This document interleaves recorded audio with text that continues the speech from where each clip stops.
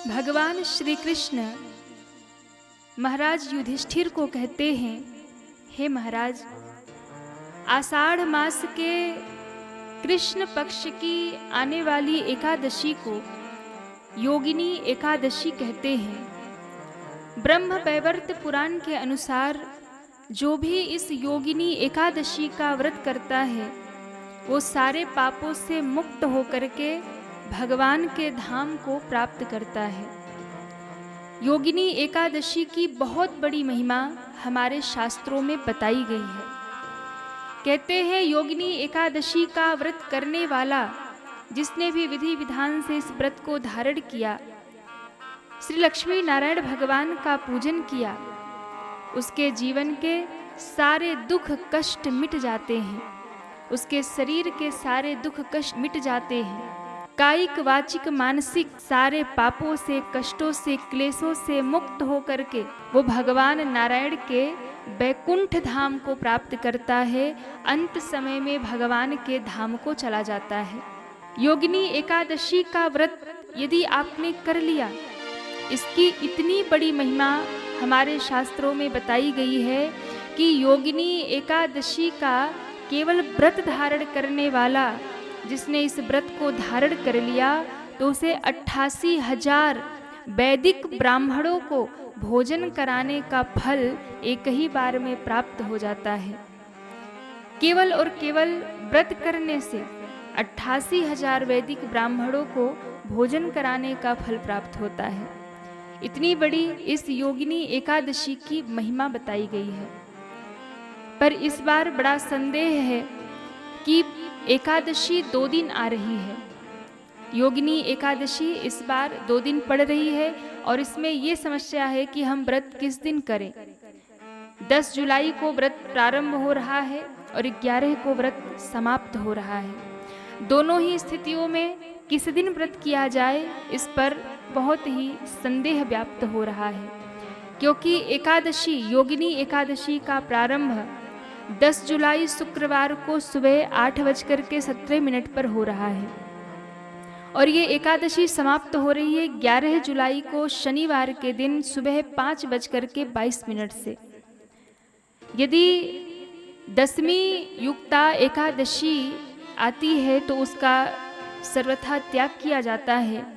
द्वादशी युक्ता एकादशी का ही व्रत सदैव धारण किया जाता है, क्योंकि द्वादशी युक्ता जो एकादशी होती है वो अक्षय पुण्य फल प्रदान करने वाली होती है और श्रेष्ठ हमारे शास्त्रों में मानी गई है। 10वीं युक्ता एकादशी का सदैव त्याग किया जाता है। तो इस बार जो योगिनी एकादशी का व्रत किया जाएगा वो 11 जुलाई को किया जाएगा, क्योंकि 11 को ब्रह्म मुहूर्त में हमें एकादशी प्राप्त हो रही है, जिसके कारण से ब्रह्म मुहूर्त में यदि हमें एकादशी मिल रही है तो हमें उसी दिन एकादशी का व्रत धारण करना चाहिए। तो योगिनी एकादशी का व्रत हमें 11 तारीख को ही करना है।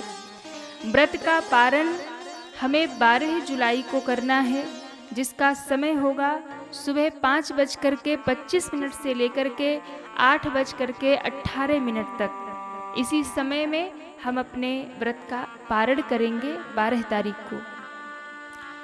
इस एकादशी की शास्त्रों में बहुत बड़ी महिमा बताई गई है। एकादशी का व्रत सबको करना चाहिए। 10वीं से नियम प्रारंभ होता है। 10वीं से ही हमें लहसुन, प्याज, चावल इत्यादि का त्याग करना चाहिए। अभक्ष्य भोजन का त्याग करना चाहिए। ब्रह्मचर्य का पालन करना चाहिए। हमें 10वीं के ही दिन से भगवान का पूजन प्रारंभ करना चाहिए।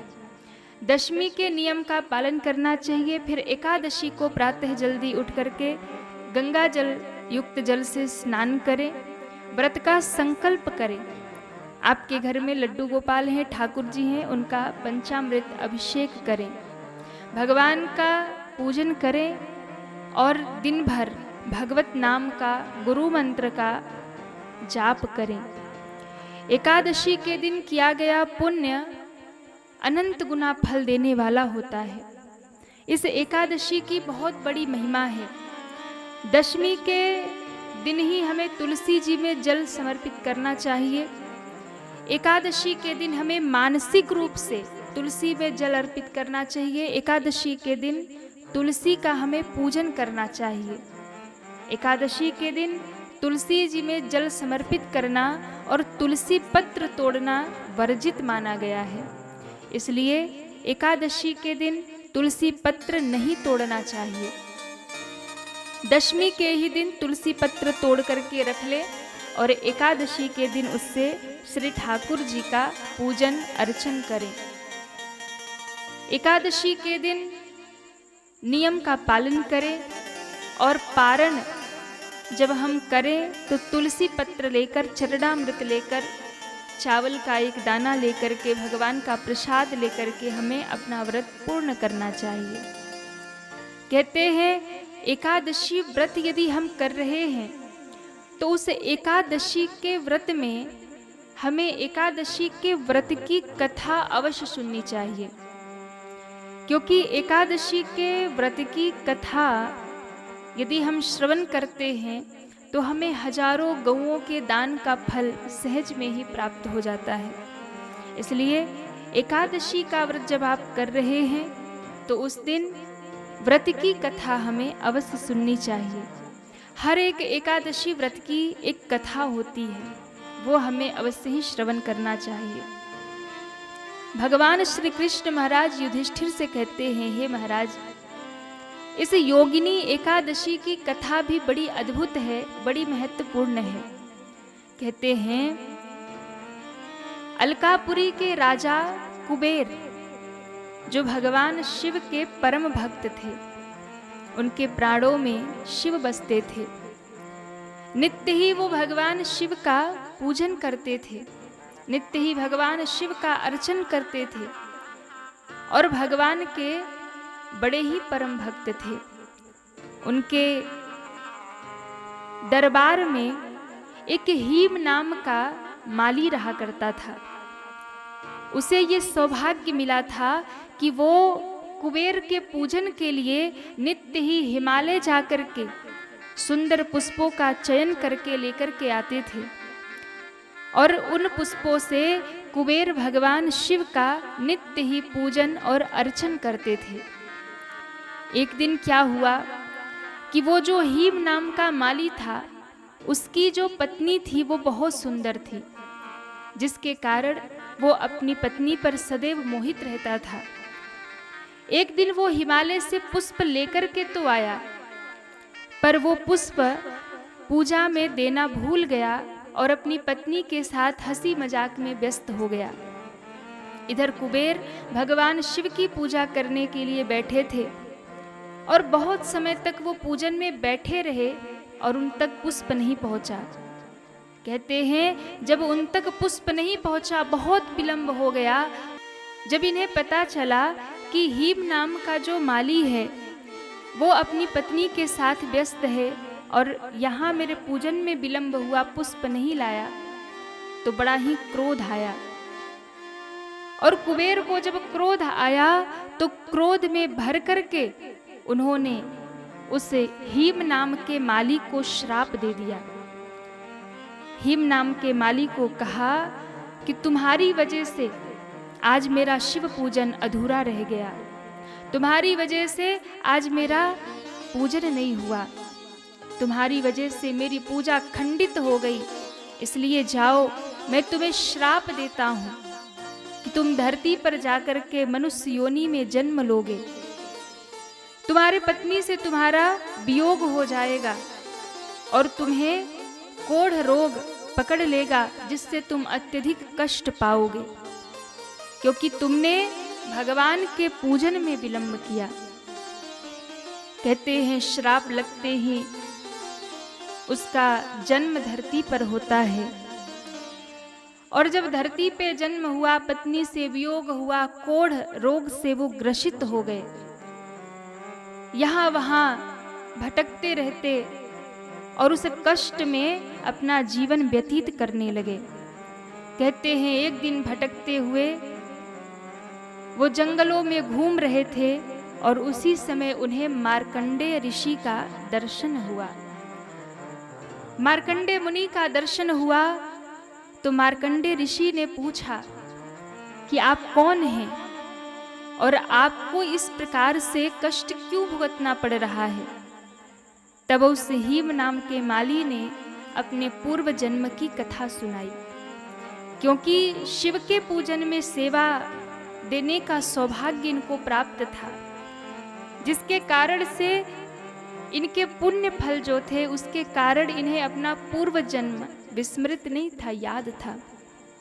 इन्होंने पूरी बात बताई कि मैं पत्नी के मोह में पड़कर मैंने महादेव का अपमान किया, मैंने शिव के पूजन में विघ्न किया, जिसके कारण मुझे ये श्राप भुगतना पड़ रहा है। तब मार्कंडे ऋषि के चरणों को पकड़ करके रोने लगे और कहा, आप तो संत हैं, संत तो बड़े सरल होते हैं, वो किसी पर क्रोध नहीं करते हैं। आप हमें कोई उपाय तो बताइए, मैं इस दुख से कैसे मुक्ति प्राप्त करूं। कहते हैं तब मार्कंडे ऋषि ने कहा कि महाराज सुनिए, आप आषाढ़ मास के कृष्ण पक्ष की आने वाली योगिनी एकादशी का व्रत करिए, विधि विधान से इस व्रत को करिए, लक्ष्मी नारायण भगवान का पूजन करिए, तब आपको इस रोग से मुक्ति मिल जाएगी, इस पीड़ा से, इस कष्ट से भगवान नारायण की कृपा से आपको मुक्ति मिल जाएगी। कहते हैं मार्कंडेय ऋषि के कहने पर उस हीम नाम के माली ने इस व्रत को धारण किया, बड़े ही श्रद्धा के साथ में उस व्रत का पालन किया, और तब उनको उस व्रत के प्रभाव से उनके सारे कष्ट मिट गए, सारी पीड़ा मिट गई और उनका शरीर स्वस्थ हो गया। और फिर से उन्हें कुबेर के दरबार में स्थान मिल गया और अपने पत्नी के साथ वो आनंद से रहने लगे। इस रोग से मुक्ति मिल गई।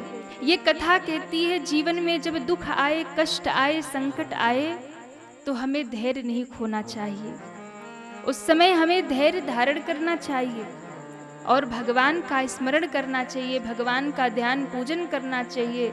उस समय तप करना चाहिए, भगवान की कृपा अवश्य होती है और सारे कष्ट और दुख मिट जाते हैं। और इस कथा से एक और संदेश मिलता है कि भगवान की सेवा में, भगवान की पूजा में, व्रत में, अनुष्ठान में हमें विकारों से दूर रहना चाहिए। काम, क्रोध, लोभ, मोह, इन सब का हमें त्याग करना चाहिए। कभी भी भगवान की पूजा में, तपस्या में, व्रत में या कोई और भी अनुष्ठान कर रहा हो तो हमें उसमें विघ्न नहीं करना चाहिए। यदि आप भगवान की पूजा में समर्पित हैं तो वहाँ हमें समय से हर कार्य को करना चाहिए। बहुत सुंदर इस कथा का निचोड़ बताया। यदि आपके शरीर में कोई रोग है, यदि आपके शरीर में त्वचा से संबंधित कोई कष्ट है, कोई रोग है, कोई समस्या है और दवाई भी असर नहीं कर रही है और आप परेशान हैं, तो आपको इस योगिनी एकादशी का व्रत करना चाहिए, लक्ष्मी नारायण भगवान का पूजन करना चाहिए। उनकी कृपा से सारे दुख और कष्ट मिट जाते हैं। इस व्रत को करने से माता लक्ष्मी हमारे घर में स्थायी रूप से निवास करती है।